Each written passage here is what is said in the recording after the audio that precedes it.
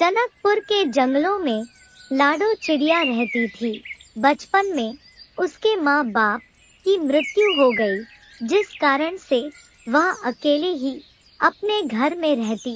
वह कुछ समोसे अपने घर पर बनाकर रखती थी। उसे समोसा बनाना नहीं आता था, फिर भी वह किसी भी तरह समोसे बनाती थी और रोजाना उसे बेचने के लिए जाती थी।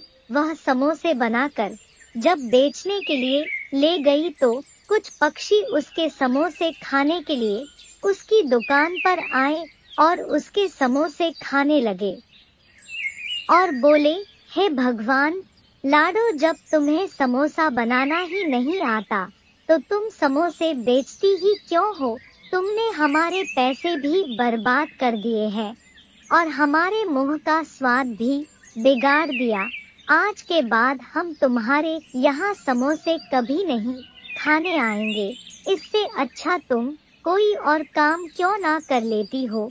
यह सुनकर लाडो हताश हो जाती है और वह कहती है, ठीक है, तुम लोग मेरे दोस्त हो, तुम लोग मुझे गलत सलाह नहीं दोगे। मैं अब कुछ और काम करूंगी। और लाडो अब कबूतरी रानी के घर जाती है और कहती है, आप ही बताइए मौसी कि अब मैं क्या करूं? मेरे समोसे भी अच्छे नहीं बिक रहे हैं। अब मेरे पास कोई काम ही नहीं बचा है। मैं कैसे अपना खर्च चला लूंगी? यह सुनकर कबूतरी रानी बोली, तुम चिंता मत करो लाडो, मैं आज तुम्हें एक काम देती हूँ और तुम वो काम कर दो जिससे मैं तुम्हें आज का खाना खिला दूंगी। लाडो कहती है, ठीक है, आप मुझे बताइए क्या करना है। कबूतरी रानी कहती है, मैंने जंगल में लकड़ियाँ काट कर रखी है, तुम बस जाओ और उन लकड़ियों का गट्ठर उठाकर लेकर चली आओ। और लाडो जंगल में जाती है। तभी उसे एक छोटी सी पक्षी नजर आती है। वह उस चिड़िया को देखकर कहती है, क्या हुआ, तुम यहाँ क्यों अकेले हो? यहाँ पर बहुत से शिकारी पक्षी घूमते हैं, कहीं वह तुम्हारे ऊपर हमला ना कर दे। तुम अपने घर चली जाओ। यह सुनकर छोटी चिड़िया कहती है, मैं खेलते खेलते रास्ता भटक गई, इस कारण से मैं अपने घर से दूर हो गई हूँ। लाडो चिड़िया छोटी चिड़िया को रास्ता बताती है और वह चिड़िया वहाँ से चली जाती है। यह सब बातें एक भूतनी चिड़िया सुन रही थी और वह लाडो को उदास देख अपना रूप बदल लेती है और लाडो के पास जाती है। लाडो से कहती है, क्या हुआ बेटा, तुम बड़ी उदास लग रही हो, तुम्हें कोई दिक्कत परेशानी है क्या? इस पर लाडो कहती है, क्या बताऊं दादी, मेरी माँ बचपन में ही मर गई और अब मैं समोसे बनाकर बेच रही थी, लेकिन वह भी अच्छे नहीं बने। और आज कबूतरी मौसी ने मुझे जंगल से लकड़ियाँ लाने के लिए कहा है और वह इसके बदले मुझे कुछ अच्छा भोजन देंगी। यह सुनकर भूतनी चिड़िया को बहुत दया आ जाती है और वह लाडो से कहती है, ठीक है, तुम यह लकड़ियाँ आज जाकर अपनी मौसी के घर पहुँचा दो। कल तुम इसी वक्त मुझे यहाँ मिलना, मैं तुम्हें अपने साथ रखूंगी। यह सुनकर लाडो कहती है, ठीक है, और लाडो गट्ठर लेकर वहाँ से चल देती है।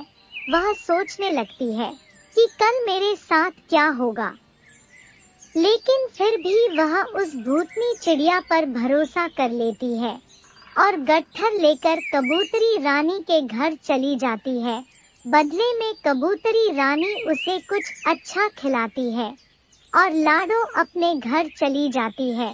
रात भर बहुत सोचने के बाद लाडो फैसला लेती है कि मैं उस चिड़िया से जरूर मिलने जाऊंगी। और अगले दिन सुबह होती है। लाडो चिड़िया से मिलने के लिए निकल पड़ती है। भूतनी चिड़िया लाडो का इंतजार कर रही थी। वह लाडो को आता देख तुरंत अपना रूप बदल लेती है और लाडो से कहती है, आ गई बेटी तुम, मैं भी अकेली हूँ और मेरा इस दुनिया में कोई नहीं है। तुम चाहो तो मेरे घर में मेरे साथ रह सकती हो और मेरे पास कुछ पैसे भी हैं जिससे कि हमारा घर अच्छा चल सकता है और मैं तुम्हें कुछ अंडे दूंगी और तुम रोजाना उन्हें बेचकर पैसे ले आना। इससे हम दोनों की जिंदगी अच्छी हो जाएगी। लाडो उसकी बात मानकर उसके घर में रहने लगती है और रोजाना अंडे बाजार में ले जाकर बेचती है। कालू कौवा देखता है कि लाडो अब बहुत खुश रहने लगी है। यह बात उसे हजम नहीं होती है। वह सोचता है, इतनी परेशान रहने वाली लाडो आज इतनी खुश कैसे है। अब तो इसे कोई दिक्कत ही नहीं समझ आती और यह अपने घोंसले भी नहीं जाती। यह रहती कहाँ है और रोजाना इतने अंडे लाकर बेचती कहाँ से है। एक दिन कालू कौवा लाडो का पीछा करता है और उसके रहने का ठिकाना ढूंढ लेता है। रात हो जाती है और वह देखता है कि एक बूढ़ी चिड़िया लाडो के साथ रहती है। जब लाडो सो जाती है तो रात में वह भूतनी चिड़िया बाहर आती है और अपने जादू से ढेर सारे अंडे बना देती है, जिसे देखकर कालू बिल्कुल डर जाता है और अगले दिन यह बात वह सभी पक्षियों को बताता है। सभी पक्षी उसकी बातें सुनकर उस पर भरोसा नहीं करते हैं और कहते हैं, चलो हम लाडो के घर चलते हैं और अभी दूध का दूध और पानी का पानी हो जाएगा। सभी लाडो के घर जाकर लाडो को आवाज लगाते हैं। लाडो घर से बाहर आती है और पूछती है, क्या हुआ, तुम लोग इतनी सुबह सुबह यहाँ क्या करने आए हो। इस पर कालू कौवा बोला, ठीक है, पहले तुम उस बूढ़ी चिड़िया को बुलाओ। और चिड़िया बाहर आती है और पूछती है, क्या हुआ, तुम लोग इतना शोर क्यों कर रहे हो। इतने पर कालू कहता है, तुम एक भूतनी चिड़िया हो, तुम यहाँ क्या कर रही हो, तुम यहाँ से चली जाओ। यह सुनकर बूढ़ी चिड़िया बोली, तुम्हारा दिमाग खराब है, मैं एक चिड़िया हूँ और तुम मेरे ऊपर ऐसा इल्जाम नहीं लगा सकते। ऐसा सुनते ही कालू तुरंत उस पर गंगा जल छिड़कने लगता है और चिड़िया अपने रूप में आ जाती है।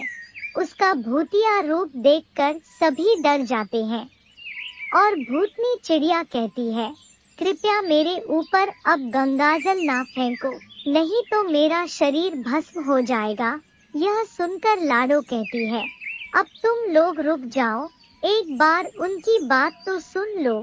और कालू गंगाजल फेंकना बंद कर देता है। भूतनी चिड़िया कहती है, मैं एक दुष्ट भूतनी चिड़िया नहीं हूँ, मैं एक बहुत अच्छी भूतनी चिड़िया हूँ। जब मैं छोटी थी तब कुछ पक्षियों ने मुझे मजाक मजाक में रस्सी से टांग दिया और मेरा दम घुटने लगा, जिससे कि मेरी मृत्यु हो गई और मेरी आत्मा इधर उधर घूमने लगी। यह सुनकर लाडो चिड़िया भी बहुत उदास हो जाती है और कहती है, तुम लोग यहाँ से चले जाओ और अब मैं यही रहूंगी। इस पर भूतनी चिड़िया बोली, नहीं लाडो बेटा, अब मेरा जाने का समय हो गया है, तुम जब भी मुझे याद करोगी मैं तुम्हारे पास चली आऊंगी और तुम्हें कभी किसी चीज की कमी नहीं होगी। कालू ने गंगाजल छिड़क कर मुझे मुक्ति दे दी है। तुम एक बार मुझे दादी माँ कहकर पुकारना, तुरंत तुम्हारे पास चली आऊंगी। लाडो उदास होकर कहती है, ठीक है दादी माँ, आप जाइए। और अब भूतनी चिड़िया वहाँ से गायब हो जाती है। पुर के जंगल में लाडो चिड़िया अपने पति जग्गू के साथ रहती थी।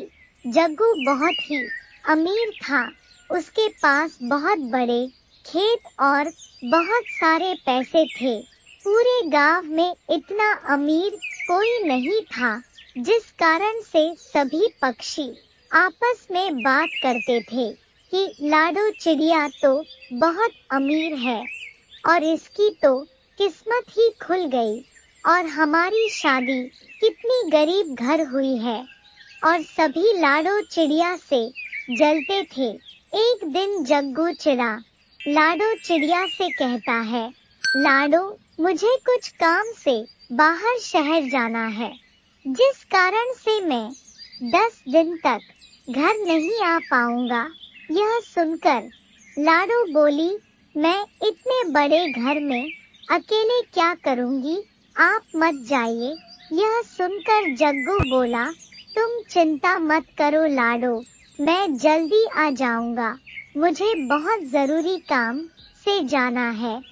और जब जग्गू चिड़ा वहां से चला जाता है, सभी पक्षी आपस में लाडो चिड़िया की बुराई करी रहे थे। तभी लाडो वहां आ जाती है और कहती है, तुम लोग यहाँ क्या कर रहे हो, चलो हम लोग घूमने चलते हैं।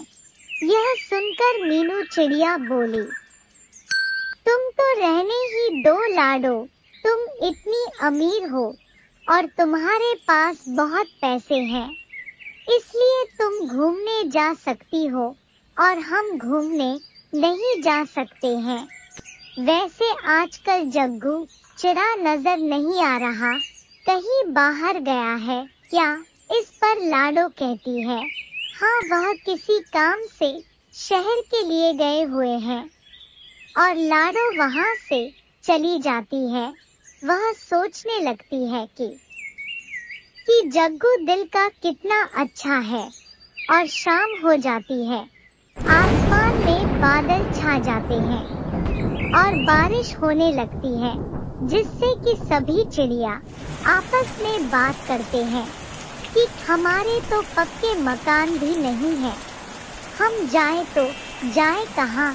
तभी उसमें से एक चिड़िया बोली, क्यों ना हम लाडो के घर चलते हैं और लाडो को घर से बाहर निकाल देंगे। जग्गू तो वैसे भी घर पर नहीं है। तेज बारिश होने लगती है और सभी लाडो चिड़िया के घर के बाहर जाते हैं और लाडो से दरवाजा खोलने के लिए कहते हैं। लाडो दरवाजा खोलती है तो सभी अंदर आते हैं और कहते हैं, लाडो तुम यहाँ से चली जाओ। यह सुनकर लाडो बोली, यह तो मेरा घर है। इस पर मीनू चिड़िया बोली, ज्यादा जबान मत चलाओ और यहाँ से चली जाओ।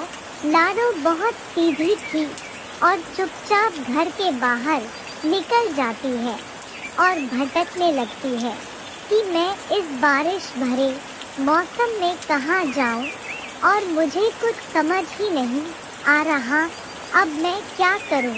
और लाडो उड़ते उड़ते एक पेड़ के नीचे पहुँच जाती है और वहीं अपनी रात बिताने लगती है कि वहाँ से बाज पक्षी गुजर रहा था और वह सोचा, इतना सुंदर घर किसका है और बाहर बारिश भी हो रही है, इसी घर में रुक जाता हूँ। और जैसे ही दरवाजा खटखटाता है तो उसमें से कालू कौवा बोला, कौन है? बाहर बाज पक्षी अपनी आवाज बदलकर कहता है, मैं रानी कोवी हूँ। यह सुनकर जग्गू सोचता है, लगता है रानी अपने मायके से आ गई।